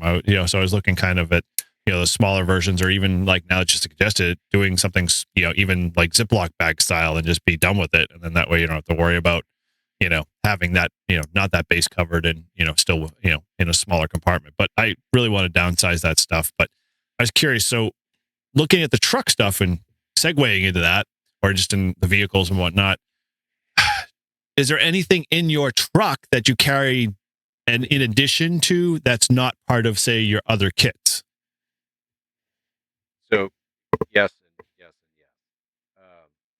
One thing that I will say to you though, okay, is you gotta remember your first aid kit should always be the most accessible thing. Mhm. And so however you have to design your kit so that it's comfortable for you and it's got the things that you need to feel comfortable, right? And then have that kit easily accessible. So you want ideally to mount that kit on the outside of your bag or in one of the outermost pouches, Right. so that Yeah. it's easily accessible. Yeah, like on my hiking bag, I have a pouch up front that like there is like a quick zipper from the back of my shoulder. I can pull that stuff out. So yeah, that I subscribe to 100%. You always want that quick access. Okay. So like that kit you keep showing, that's a great truck kit. You throw that under your back seat, and it's there. It's got all the things you might need. I've got two of really good kits under the back seat of my Mhm. truck. I've also got um, seat covers with MOLLE webbing on the back of them, Okay. and so I take advantage of the MOLLE webbing, and so behind the driver's seat, I have a pouch, and that's got my like oh shit kind of it's got Stuff. like compression tape. So like I play softball, right? So if I get hurt, somebody else gets hurt, we need some compression tape. Compression tape readily Right. accessible in the back of my seat. I also keep a set of handcuffs because you never you now You listen got Todd's attention. you you never know, right? There have been times where um, you stop to help somebody on the side of the road, and somebody else is involved that is combative, and you need to restrain that individual. It's handy to have a set of handcuffs. And Mhm. trust me, no cop in the world is going to fucking complain that you restrained an aggressive individual and you prevented them from doing harm to themselves or others by putting handcuffs on them. Many times. Yeah. So I handcuff those little shits all the time. yeah. So Just that's make just sure you one of have a those key things. for it, though. Yes. Yeah, that's always a good thing. I got handcuff keys. That's one thing I have. I have handcuff keys everywhere. They're in my car. They're in my pockets. They're in my. On a chain. They're on my desk.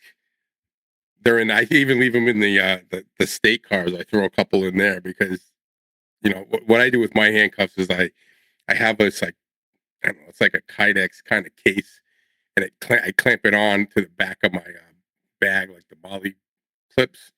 I just leave it on the outside.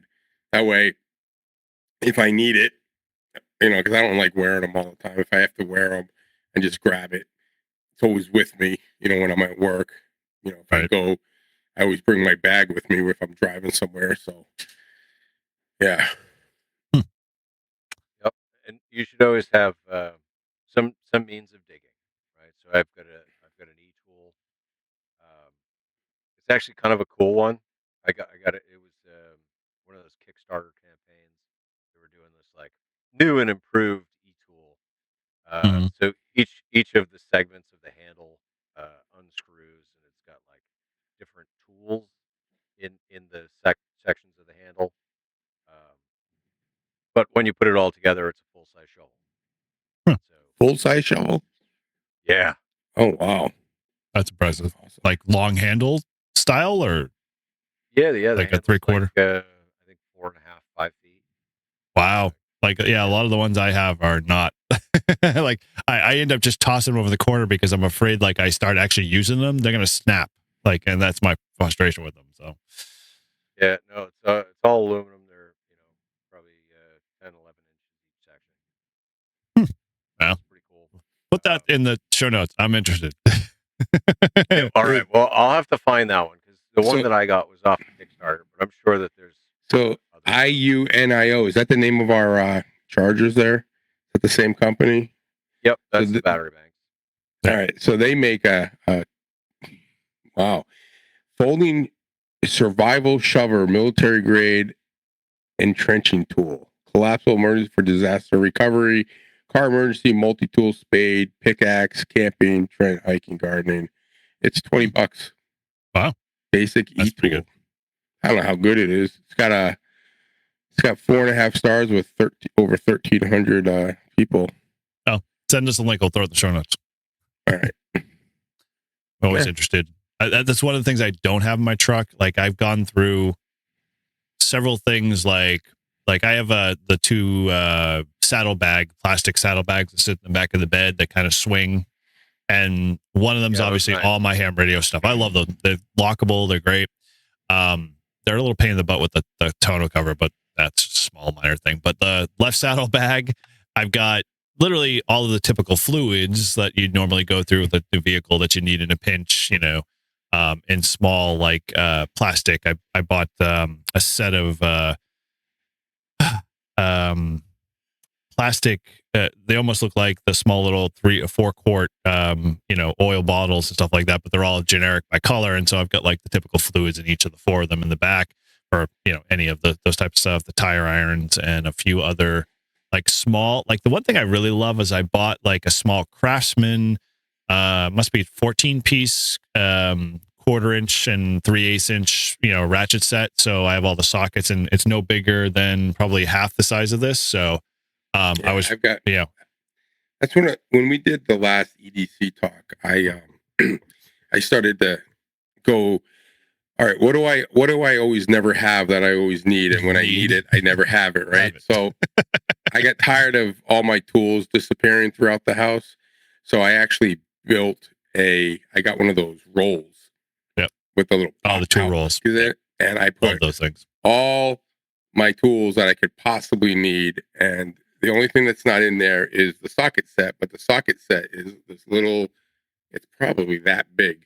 Yeah, It's got the basic metric ones in it, and 99% of the time that's all you're gonna need, right?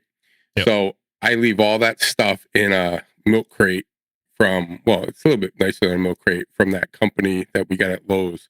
Yep. And Tough Built. actually the Tough Built, I have it in the box one. I throw that in there with my thing and a first aid kit and everything. So in that box, I have all the tools I could possibly need. And then I throw in like my tire gauge. What else do I have in there? Just stuff that you might need. Utility knives. That's in my tool bag or whatever. But what's nice about it now is every time like I got to fix something on my kid's dirt bike or whatever, I don't run to the house. I run to the back of my Jeep and I pull that out and I open up the thing. It's all there. It's all And I'm not like running around 20 minutes looking for, hey, what'd you do with the socket set? Or, Mhm. and you find it like this, it's open, left on the workbench, and there's the socket you need is missing. It's always. So I just took all the tools that I know I need and got the ones that I couldn't find anymore and put them all in that thing. So that's like and it's been great because I've used it a lot more and it's always available, Well, so that's kind of add-on stuff, right? Yeah. So Yeah, I also have a milk crate in the back of my truck. It's got like a couple jugs of oil and transmission fluid and gear oil and yeah, all of those things. I think I've got two-stroke oil too for the boat.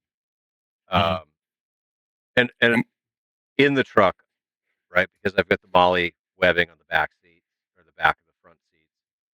There's a pocket, and so on one side I've got a quarter-inch socket set. The other side I've got a fuse uh, box, right? So it's got all of my replacement fuses. But then I got the Cobalt from Lowe's. They're the pass-through kit. So it's a ratchet, but if you've got long bolts can go through the socket and the ratchet. Oh, nice. Oh, sweet. And so the sockets are they're double sided, right? So one Yep. side is metric, one side is standard. So however you put it in the ratchet. Oh, so you get the benefit out of Yeah. one. Yeah, not having to keep two sets. Nice. Okay. Yeah, and then I've got a DeWalt half-inch drive impact gun that I keep under the passenger seat, Mhm. and I've got sockets for that because there's nothing worse than being on the side of the road trying to change a freaking flat tire with a tire iron. It's so much easier to grab the half-inch. You call yourself a man? Drive. Come on. Now, listen, I want to be on the side of the road, dude, as quick and possible as So you I use get out of so it. you use the what do you call it? The power to take the lug nuts The off. half, yeah. Oh yeah, that half-inch drive impact. I'm only on giving them metal. crap because I have one, and I'm gonna one up you. I actually carry an ultralight 2-ton jack with me because I'm tired of using the crappy scissor jack for mine. So I just carry the jack with me, and it's like, oh, dude, I've never had to change a tire, knock on wood, yet since I've had all of that, which is the way it always works. But anybody else need a tire change, no problem. I've got all that crap with me. Yeah, I got a 5-ton bottle jack. Okay, well, you got the bottle jack. That's actually pretty good. Yeah, the jack definitely takes up a lot of space because I got like one of those. What's the place over the like an I can't remember. floor jack. No, not our the Grange kind of style. Yeah, well, no. Tractor Either way, I ended up buying. Yeah, thank you. That's what it was. Tractor Supply. I bought one of their big, large. It was basically a mid-sized box that I bolted to the back of my bed, which that's going to come out because I really want to build the tough built stuff. Like I found somebody who 3D prints like the rails to lock those in that you can screw down. So I'm like, oh man, I just want to print those 3D rails so now I can just lock those tough lock boxes to the back of the bed because that big, box that I have in the back has got a couple of straps that go to the side mounts to hold it, from slipping back and forth. And I'm just like, I want something a little more modular. That tough built stuff is awesome. Oh, dude, it's awesome. Like it's expensive. It sucks. It's expensive, but like that shit is never going to break. Like you would have to like physically like try, and it would take a lot of effort to break that crap. Dude, I drilled the holes in the back of that box for the 3/4 holes to put the the USB and the power poles in it, and I literally was like burning through bits because the plastic is so thick to try to get to the hole. So it's good. Yeah, it's good shit. Holds up. Yep. Yeah. Well, it's funny you talk about the MOLLE things on the back of your seat. So on my Jeep, they sell like hard MOLLE kind of. Yeah. I want to get some. And I've got them in, I forget if I saw them on one of the Jeep sites or even found them on Amazon, but I really want to get them because like I have all those little pouches. I could just strap them all in instead of I have them I have this little plastic box basically. And I have all these different pouches in like the first aid kit, the one that has all the, like the, the grab and go, like has the pen and the knife and the lighter and all that stuff. And then I have like another one of all my electronic cords and stuff. Like all that stuff could easily just sit on the back of that seat. And if I need, I could just grab it. So I'm probably gonna look more into that. It's cool that you use it or you have something similar on your truck. Yeah, well, so I bought the Chris Kyle seat covers. Mm-hmm. They got MOLLE. Oh, with the MOLLE built into it. Yeah. Yeah. So these are like this is like it actually connects. I think it connects to your headrest, and then it comes down, and I don't know. Yeah, it's got straps. To the body. It's got straps or something. Yep. I've seen those. I really want to change out because I want to get the 20 millimeter ball mounts to sit in the top of my console. Is like a built tough or something like that, has something that I can put ball mounts there, because I want to mount my cameras and stuff like that when I go down the road and whatever on the ball mounts. But I got to move my glasses and a few other things, so I've been looking for like the right fit for MOLLE panels that go up on the top, and I want a hard one. I don't want a soft, and they don't make like one that like contours to the visor. It's like, it's huge, and I'm like, the roof line is already like here on my head when I'm driving, just because I'm tall. And so if I add something like that and they start dangling, so I'm like already ducking now below that. So it's like, all right, Eric's gonna rip the seats out. He's just gonna sit on the floor. I'm gonna have to, man. I literally have to lower it as far as I can go. But well, they sell. I have a Jeep Wrangler, and like they make so many after. I mean, there's so much stuff. Like there's you can actually take the center console little thing and have it like a gun safe. Yep. Or you could use it for anything, but most people where it even has like, your thumbprint as the opening. Like, so you whip it up, boom, it's right there. Nice. They've got all kinds of like, you can add on like little slots for like your wallet or things, or just, I mean, they've got so many different things you can do to like add storage. I mean, I've seen guys on YouTube, like with their Jeeps, like their back, it's the whole back along the side up the thing is just all bags and for gear. And they still got, it's all around the sides and it fits over the humps and everything. I mean, it's just crazy. Yeah. So, I mean, I still have rear passengers. I can't quite like throw a shit ton of bags back there. What I mean. Still give them feed room. well, right. So, I mean, like, no one ever wants to ride in the Jeep. And when the only person that rides in the Jeep is Zach. So all I need is a front seat. Yeah. So, but, I'm going to definitely look into that more, because I think it would be clean things up a little bit. Constantly moving boxes in and out. One of the things I found is that there's no manufacturer that will work anything with the bench seat and the ram on the back that'll do MOLLE panels, that like the hard, aluminum style. But there's a manufacturer I found that just like makes generic sheets of it. And so I'm just going to buy the generic sheets and cut them to fit around it, and then either mount them to the bottom of the seat, or I was actually going to cut the seat mounts on the back so I could actually fold the seats down. In my generation, they don't allow the seats to fold down. The newer ones, they do. So I was going to use that back panel that's just basically the exterior part of the interior part of the cab, and put a MOLLE panel back there and everything else like that, just for mount stuff. You have the full cab, right? I have the extra cab, so it's bigger. Yeah. Like Diane's old truck was like a full. Like that thing had more room than any car I've ever seen. But you could like hers. You could how did the seats work? They fold up. Your generation could fold down, and you could actually access the back. The 18 doesn't have that. You have to cut the tabs, the safety tabs off the back. So I got to go back in and trim them out. So and then I'll be able to access it. But same thing. So that's my next project, because I'm also putting the All-Star node back there with a battery, its own battery, and a battery charger. Just rip the seats out and screw your passengers. Tell them to take another car. When the truck is finally paid off and it goes full, basically going overlanding, then that's when I'm going to start putting all the rest of the crap into it that I really want to do. So it rips out the front seat. It's like it's an Eric only car. It's got a whole my wife ain't coming overlanding with me. It's just me. So it'll be in the driveway. So in due time, I'm sure. But yeah, still paying the bill on that one.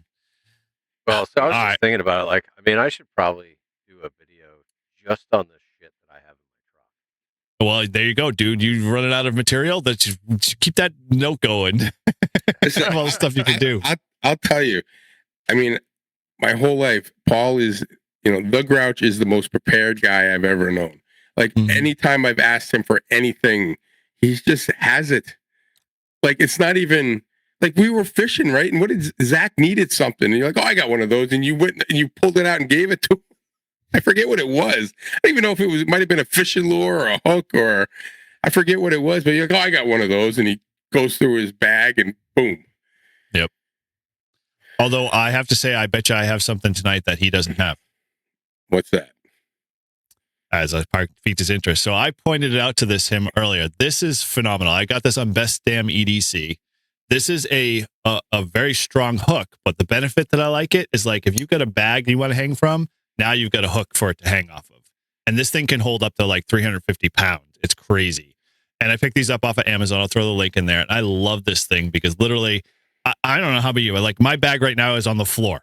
And any other time when I don't have this on it, it makes it wicked easy to basically throw it on a hook or put it in a closet hanging up or whatever. And it's been a lifesaver for a lot of stuff. So I bought like 5 of them. So I've got them all over all my bags, including my Pota bag. And my Pota bag is, I weighed it. It's literally 100, almost 100 pounds. It's crazy with all the batteries in it. And that's all my video gear. Like I was like, oh my gosh, this is too much. And so I like dialed that back quite a bit because I had all of my GoPro extras in there. Like, oh, if I need this extra mount or I need this extra stand, like, I mean, I just threw crap in there that I just like, why do I have this in here? And so I pared that down. So now it's down to like about 35 pounds with all the radio and everything in it, which is good. But this hook is phenomenal. It does an awesome job with it. And it hangs in the closet, does what it's supposed to. And it's never snapped and never been an issue. And so, yeah, that's the one thing that I got that I'm like, dude, I got to buy these guys for Christmas because it's freaking phenomenal. Yeah. Well, and so where I specifically see a need for those is like winter field day or ice fishing. The ice fishing tent, right, has the tension rods that go across the roof. And so I am always stuffing things underneath those rods to like dry out or whatever, to be able to like hang my jacket from that hook. Like that's it. That's mint. Yeah. Yeah, I should have said what they were. They're called the Gear Aid Hero Clip. So if you're looking for them, you can look at my Amazon. I'll pop the link to Paul there, so you can put it in the show notes, and go from there. But yeah, they've got every freaking color on the sun, so it's like, oh, this is perfect. So it's right up Paul's alley. It's like it matches his bag. So this is his photo color. So there's no reason why. What is it called? The Gear what? Aid? Gear Aid, AID, Hero Clip. Green. That's the color for me. Yep, I was gonna say nothing less. But yeah, that's been I picked that up off of Best Damn EDC website, and he swears by them, and I'm like, I was like, I'll give them a try. They're pretty cheap, and they've gone up in price since actually no, $20 ain't bad for 2 of them. So overall, yeah, definitely worth the buy there for sure. Huh. Yeah, it's pretty cool. That's a long link. I should have given you a short one, but it'll do. Okay. So any other things that we could go for hours at this point. And, like we always say, if there's interest, I know, actually there was one interest because I know we had a topic in one of our things, but this isn't, a credit towards that. What are we carrying for radio gear with you guys on your EDC stuff? Radio gear? Yeah, like you're carrying HTs, any other specific? Oh, Elon get you, Paul? Yeah. Man, get a snapshot of that, Paul. Todd. That's his happy face. That's the Grouch's happy face. This is what I carry. Oh, yep. Okay. Hey, Elon got you. Really good. Would you get a gust of wind? Yeah, radio gear, I don't really, I have my, I should throw my HT in the Jeep. I have my AC 300 and I use that quite often. I do have, it's more permanent.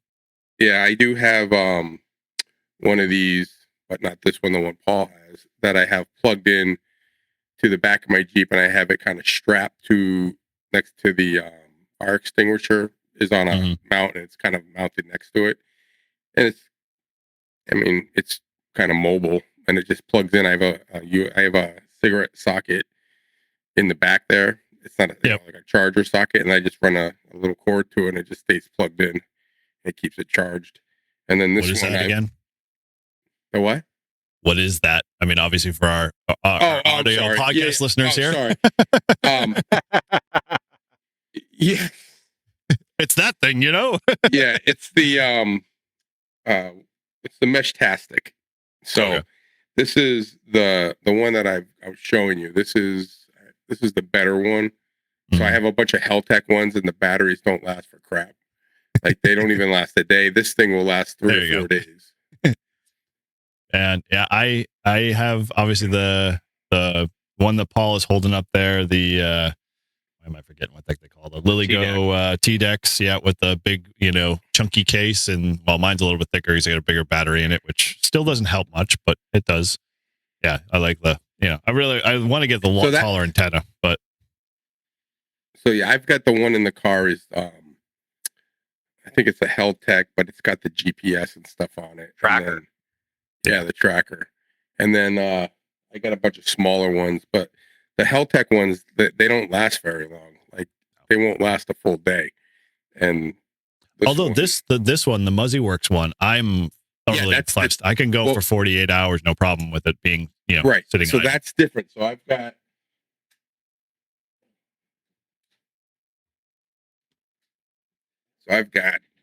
a couple. So this is a Heltec one, which is I love this one, but it doesn't stay charged very long. Mm-hmm. But it's good to throw in your pocket. Good to you can throw it to your bag or whatever. It's got this little antenna, and then this has the same thing in it. And then I found this Etsy had a sale. These things were like 40% off. I think I paid like $14 or something for the case. That's pretty good. And then I got these antennas after we did the Meshtastic thing at our club. Guy told me I bought a whole bunch of them, and they work much better than any of these other antennas. So cool.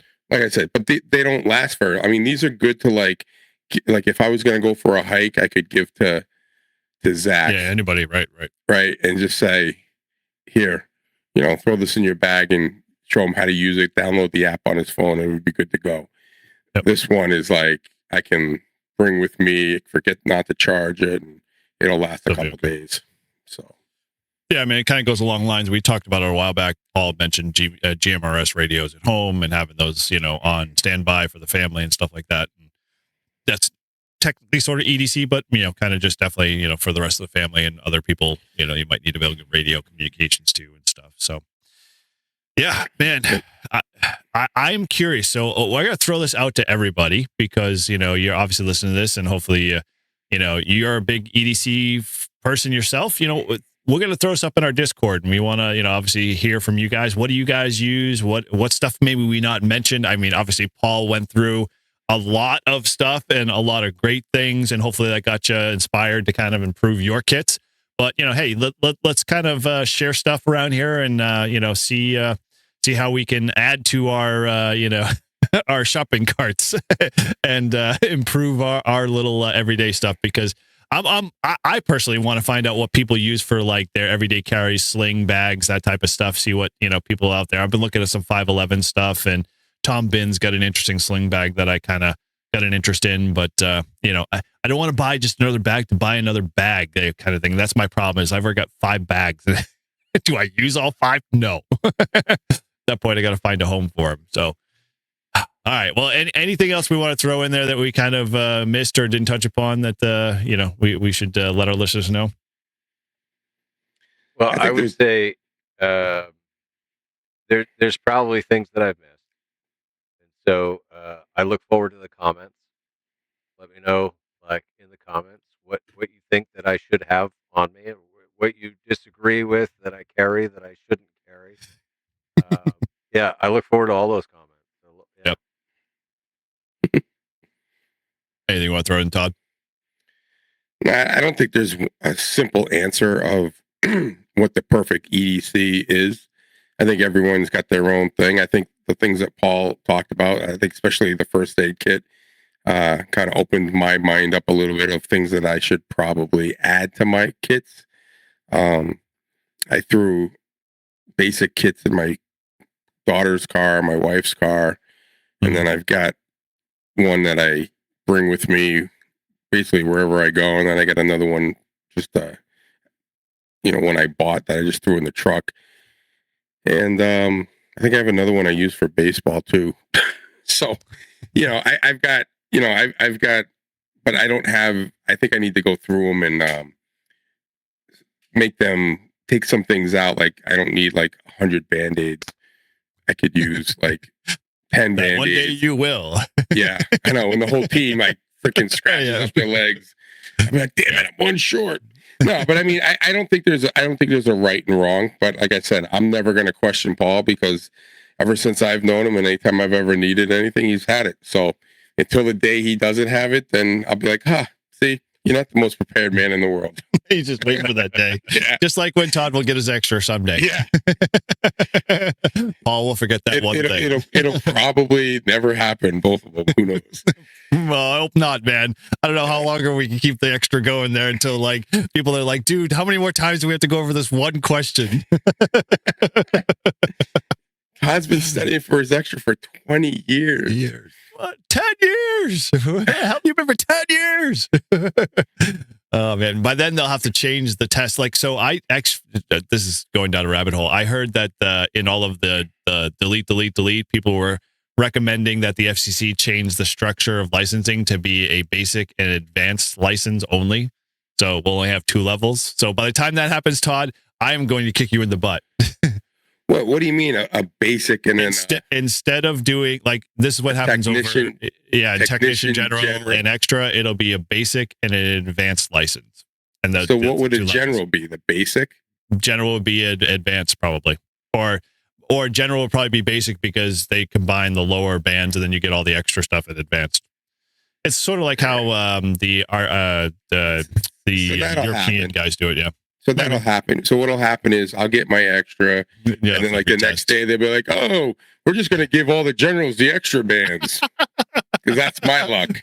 Yep, that would be all Todd's extra. But you know what? I mean, look at as long as it's taken me, and like I said, I really just haven't had time to just sit down and like when I did my general, that's all I did. I did it for like 3 weeks, and I just learned everything, and that was all I did.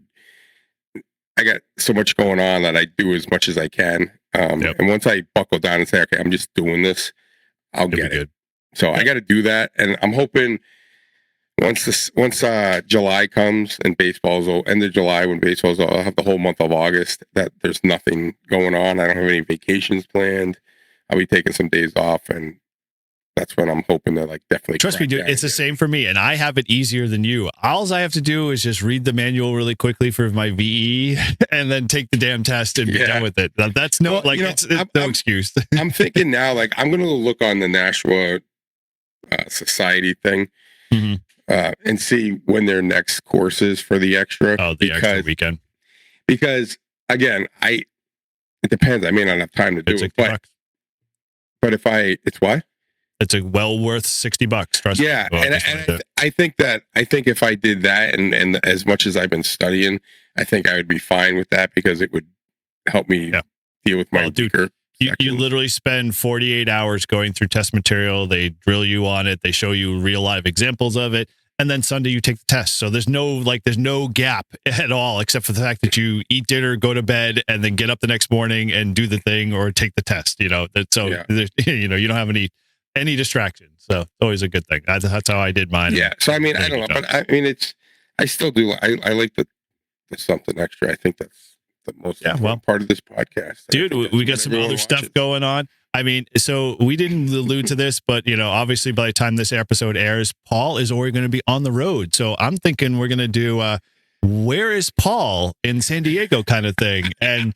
Where in the world is like Waldo? Where in the world is Waldo? We could do it. Where's the Grouch? And we'll play it up there because he's going to be away doing his, test for his Class A license. Do you have 360? Life 360? You have Life 360 there, Paul? No, I don't know. No, we should get him that. It's like we can track you.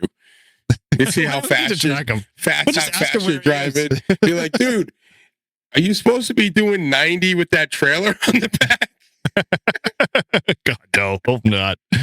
I'll run APRS on the B band, and I'll keep simplex 2 meter simplex on the A band, and that way you can track me the whole way. There you go. All right, there we go. Well, and then we'll do a follow up as Paul. Please confirm your destination spots all along the way and explain why you stopped at this place. Yeah, well, with Paul's luck, he'll be in like some open field and like he'll be in his camper, and all of a sudden a tornado comes by. No, dude, go away. So yeah, you're farther north. I mapped it all out. So after Near Fest, all right. So on the 5th, that Monday, I have to drive to Chichester, New Hampshire, to Camping World, so that they can take pictures of my window with a chip in it. Then I'm going to Johnsonville, New York. This is my first stop. The way that I planned it out is I'm not driving more than 4 hours a day. Yeah, good idea. Yeah. So, because I want to make sure that when I get to where I'm getting to, that like I haven't destroyed my body where I need like a couple days of recuperation. Hey, I just drove 5 hours and I was hurting. I was like, oh, getting out of that damn well, that's car. why he's at 4, so he should be okay. Yeah. Hopefully. Yeah. So I'm stopping Eastern New York on Monday. Western New York will be my Tuesday stop. Then Ohio will be my Wednesday stop. And then I'm going to stop at Carlos's house on Thursday. I'm looking forward to spending the evening with Carlos and his wife before I head to the drop zone for ground school on Friday. There you go. So That's awesome. We will definitely be getting updates once a week, if not more. And we would love to hear what the heck's going on, and it should be fun. And Now, hopefully, are you going to be able to post a few on Live Free? Are you going to be able to GoPro any of your jumps? So I will not be able to have a camera on any of my jumps. However, if things go well, there's a possibility of having somebody else jump with us with a camera. Oh, nice. I'll be looking to Carlos for help with assistance in that regard. Cool. It's awesome. Yep. So one of the cool Live Free and Ham folks have left the nest, and they'll head off to fly the friendly skies, or sail the friendly skies for a little while, and then they'll come back. But yeah, looking forward to hearing all those cool adventures. You're going to be joining us on the podcast. Oh yeah, he'll be on. Yeah, he'll be on the podcast. You'll just be on the road. Yeah. Right. Yeah. Yeah, that's why we're doing where's and what OG Grouch. Yeah, it'll be this is the Grouch from Rochelle, Illinois. This is the Grouch from 10,000 feet and falling. Well, probably not, but not yet, at least. When it's all said and done, talk to Carlos. Maybe we can do a live stream. You're falling. Does he even do a live stream from his falls? I don't think he does. I don't think he can. There'd be no way. Cell service would be impossible, I'm sure. But anyway. All right. Well, cool. So tonight was awesome. I appreciate, all you guys, hanging on here while we go through all of this EDC stuff. Hopefully it was beneficial to everybody who was listening. And like we may have mentioned in the past episodes, and obviously by the time this airs, Paul will already be on the road, and we'll have already done our live stream for Live Free and Ham. So hopefully you got a chance to take part in that and hang out with us during that. And that's when Near Fest is, which is Friday, May 2nd. So looking forward to that. And we're all having a good old time there. And so hopefully you can come by and hang out with us. Again, everybody's all welcome and invited. So, even though you get this later, we'll be posting on all our socials just so folks get all the message and everybody gets a chance to come hang out with us and say hello. And so, yeah, outside of that, we're going to just wrap things up. So as always, thanks again for joining Live Free and Ham and our podcast community. We truly appreciate everyone here who supports the show. We can't thank you enough, as we always say. And thanks again for being such great listeners and subscribers. As you always know, that you can connect with us by heading over to Discord server and join the conversation. Like we said, this episode, once it's up, will be available for everybody to chime in, and we definitely want to hear from you, see what you guys think about with your own EDC stuff. You can subscribe to our YouTube channel and continue to check out the content there. I've been throwing a few ham diaries, and I know Paul and Todd will be doing those same too as well along the way. So check those out. Let us know what you think. Hopefully you're enjoying them as much as we are. And as always, you can use SMS to get a hold of us, or you can reach us on our voicemail at 978-233-1142. And as always, if you want to help support the show, you can do that through our Patreon and buy us a beer links. And we thank for everybody who is a Patreon member, as you guys all rock. And thank you again for supporting the show. And all of those names are all flying down there at the bottom if you're watching this stream here.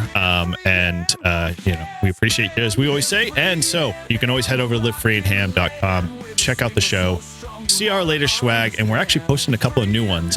We're doing one of my favorite, I think, so far. This one's going to be like Bob shirt. That's coming up soon. Once we get that nailed down, that'll be posted up there soon. So keep an eye out for that. And as always, thanks again for listening to us, and from all of us at Live Free and Ham here, 7-3. 7-3.